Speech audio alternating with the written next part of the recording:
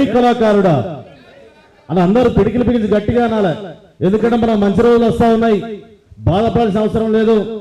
ఈరోజు ఈ పాటల పల్లకిలో 32 గంటల ఈ కార్యక్రమాన్ని ఏర్పాటు చేసినందుకు మా గురువర్యులు అన్నగారు నిర్మల కిషోర్ అన్న గారు గట్టి చప్పట్లు కొట్టాల్సిందిగా కోరుతా ఉన్నాం.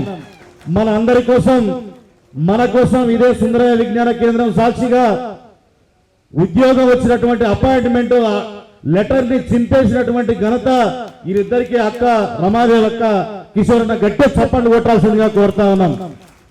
మరి మనము ఆశించిన ఒక వేదిక లేదు మనకు, మన గోడు చెప్పుకోవడానికి ఎలాంటి పరిస్థితి లేని తరుణంలో ఈ ఉద్యమాన్ని అన్న భుజాల వేసుకొని వాళ్ళ కుటుంబం మన కోసం త్యాగం చేశారు కాబట్టి ఒకసారి గట్టి చప్పట్లు కొట్టాల్సిందిగా కోరుతా ఉన్నాం. మరి గత 10 సంవత్సరాలుగా అనేక రకాల బాధలు ఇందాక అనుభవం వెంకన్న చెప్తుంటే ఏడుపు వస్తా ఉన్నది. ఎందుకంటే తిని తినక మన దగాపడ్డ కళాకారులకు న్యాయం చేయాలనే ఉద్దేశంతో మరి అనేక సంవత్సరాలుగా మరి భుజానేసుకొని ఉద్యమాన్ని ఈ దాకా తీసుకొచ్చినటువంటి గొప్ప నాయకుడు మన అనుభవం వెంకన్న గారికి ఒకసారి గట్టి చప్పట్లు కొట్టాల్సిందిగా కోరుతా ఉన్నాం. అదేవిధంగా మన దరువంజన చక్రాల రగన్న మరి మనందరం కూడా ఒక వేదిక మీద, ఎందుకంటే మనకు ప్రజాపాలన వచ్చిన దగ్గర నుంచి కూడా 75% కళాకారుల కోసమే ఆలోచిస్తున్నటువంటి ఈ ప్రజా ప్రభుత్వం, రేవంత్ అన్న ప్రభుత్వం ఖచ్చితంగా త్వరలోనే మనం న్యాయం చేస్తారని ఆశాభావంతో ఉన్నాం. కాబట్టి మన కళను నెరవేర్చేటటువంటి పరిస్థితి తొందరలోనే ఉంది. కాబట్టి మనం అందరం కూడా ఈ ప్రభుత్వానికి ఒకసారి గట్టిగా చప్పట్లు కొట్టాల్సిందిగా కోరుతూ, నీలమ్మ నీకు వందనం, తెలంగాణమ్మ నీకు వందనం, నీలమ్మ నీకు వందనం, తెలంగాణమ్మ నీకు వందనం, నీలమ్మ నీకు వందనం, తెలంగాణమ్మ నీకు వందనం, తల్లి నీకు వందనం,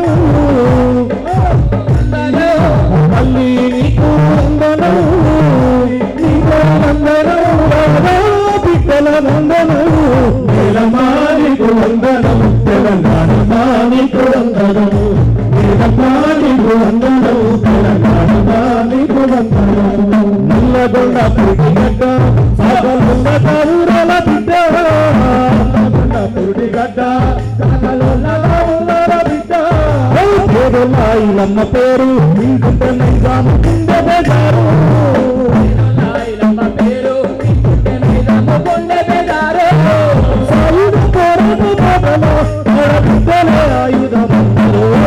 నీలమ్మ నీకు వందనం, తెలంగాణమ్మ నీకు వందనం, నీలమ్మ నీకు వందనం, తెలంగాణమ్మ నీకు వందనం, తల్లి నీకు వందనం, బిడ్డల వందనం, నీలమ్మ నీకు వందనం, తెలంగాణమ్మ నీకు వందనం, నీలమ్మ నీకు వందనం, తెలంగాణమ్మ నీకు వందనం, తెలంగాణమ్మ నీకు వందనం, తెలంగాణమ్మ నీకు వందనం, తెలంగాణమ్మ నీకు వందనం. మరి గత ప్రభుత్వంలో మన పాటల పెద్దన్న ఇంతమంది కళాకారులని, కవులను తయారు చేసినటువంటి ఒక గొప్ప ప్రపంచం గుర్తించేటటువంటి ఒక గొప్ప మేధావి మన అన్న గద్దరన్నని గత ప్రభుత్వం అవమానపరిచింది. 3 గంటల సేపు ఎండలో నిలబెట్టింది.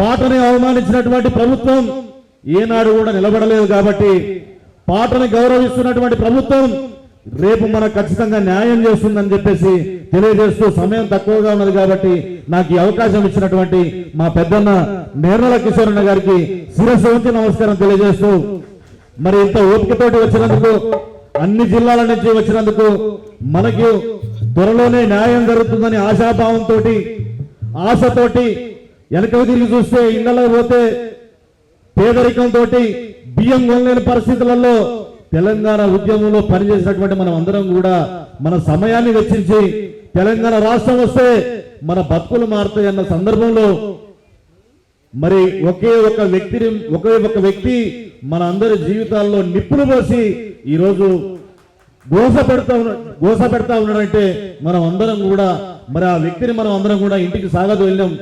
ఇవాళ ఎవరికి కూడా ఏ కళాకారుని కూడా కనీసం ఇల్లు ఉన్నటువంటి పరిస్థితి లేదు. కడు పేదరికంతో మగ్గిపోతున్నటువంటి నా కళాకారులందరినీ కూడా మరి ఈ ప్రభుత్వం ఆదుకోవాలని, కడుపులో పెట్టుకోవాలని.